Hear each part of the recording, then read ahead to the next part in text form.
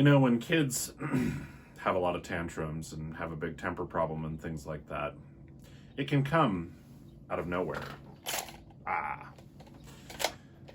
Tantrums are a big problem. Kids who have a lot of, explosions are a big problem. But I gotta tell you, it does not make your kid bipolar.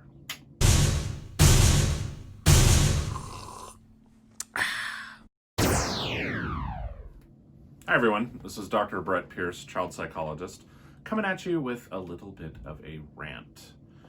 Your kid is not bipolar, or at least overwhelmingly, your kid is very much not likely to be bipolar at all. There's a lot of confusion out there, particularly amongst child mental health, about bipolar disorder, and you will even see this amongst well-intentioned but not necessarily well-informed mental health professionals, sad to say. So the story is, I believe it was in kind of the 2000s, there was this big craze, some point around there was this big craze about bipolar kids. Now let me slow down here. So what is bipolar disorder? Bipolar disorder is a mood disorder, and it is characterized first and foremost by manic episodes. To have a manic episode means that you've got this big spike in energy, you're often erratic, you have a markedly decreased need for sleep, your thoughts are often racing, your speech can really be pressured, you start to get these really big grandiose ideas. In more extreme situations, manic episodes result in people being hospitalized because they haven't slept in 5 days and they're running through the streets. Even in milder situations, though, it is pretty apparent, and it should be cyclical, meaning it comes episodically. Like, it's not just triggered. It's not, I take a toy away from a kid because he's not listening, and the kid has a horrible explosion. But somehow, there came a point where we decided that kids who have an explosive temper makes them bipolar, like it's rapid cycling and all these things that are just these really nebulous kind of smoke and mirror terms. And what actually happened is that we followed many of these kids because, it's now 2020, although what I've been told is that, I shouldn't say 2020 out loud with how everything's been going in the world. But we followed this kid, and this came out from actual research, and these explosive kids that we were calling bipolar, they didn't become bipolar, like they didn't develop manic episodes. Really what's going on with kids when they have an explosive temper problem, and it's a big, big deal, usually what you've got is a kid who is depressed. And in fact, there is a new depressive disorder, relatively new, as about 7 years ago, in the DSM-5 called disruptive mood dysregulation disorder. I know, the DSM-5 is very wordy. We'll call it DMDD, or DMDD. It's a depressive disorder characterized by a kid who has explosive rages frequently in more than one setting. The rages need to be disproportionate to the trigger, and the kid's mood in between those rages needs to not be doing so great. It's not like the kid's perfectly happy and then out of nowhere has explosions. The kid needs to be sullen, irritable, grouchy, angry, things like that frequently. So the reason that I'm ranting a little bit about this is I hear this all of the time. And it feels to me like some of the confusion is just because people are confused and they don't know, because this is really subtle and context-dependent stuff. It's challenging for sure to sort through.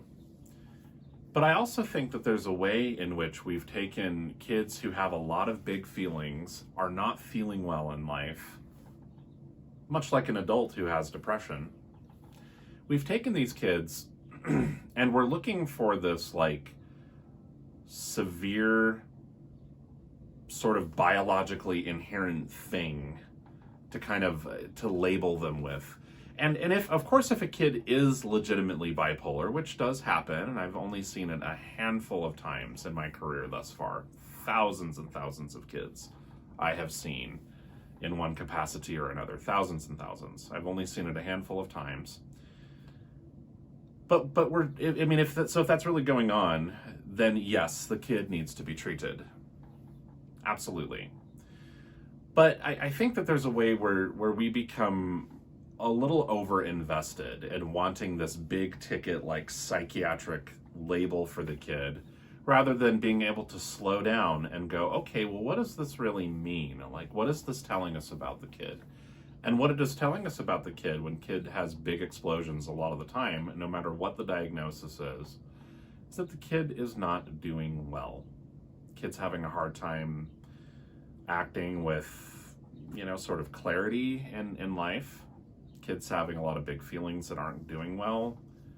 And the kid needs a lot of help and support. So I just want to, for whoever watches this, if you're struggling with a kid who's exploding, by all means, go get professional help and support.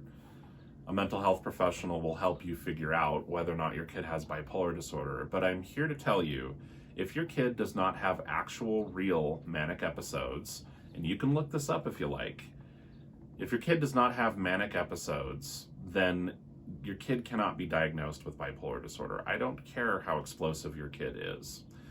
Another quick little tidbit for you too.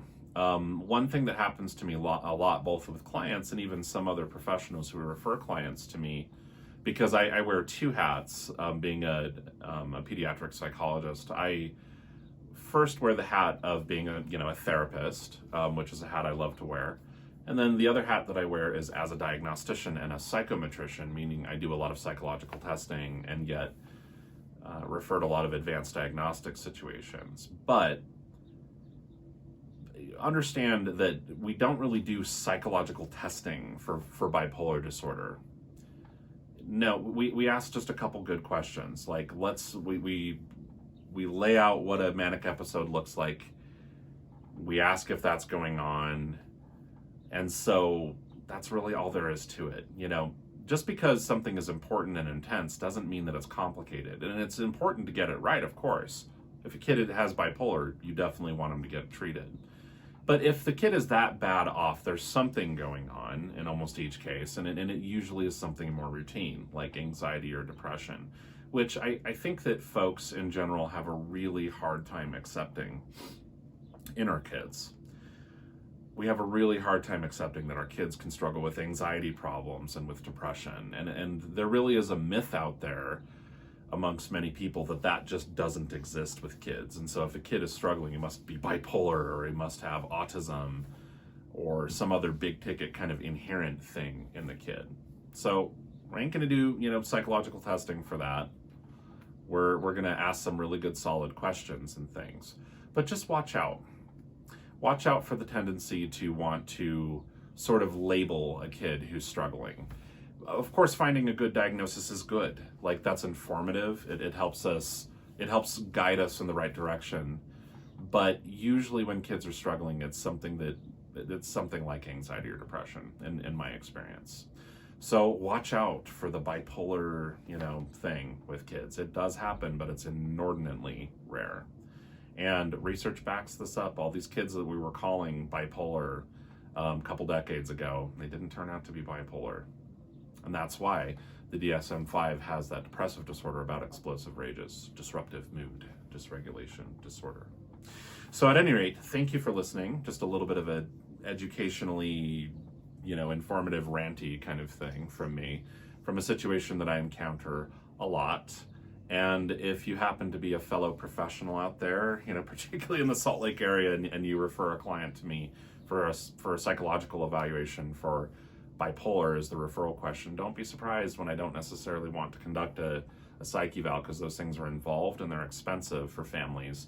But instead, I'm happy to help out, but instead what you're going to see me do is just do a really good solid clinical interview and ask, do we have manic episodes, yes or no? Because if the answer is no, kid ain't bipolar.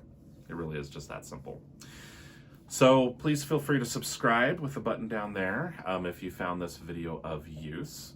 Otherwise, please stay safe out there. This is Dr. Brett Pierce, child psychologist, signing off.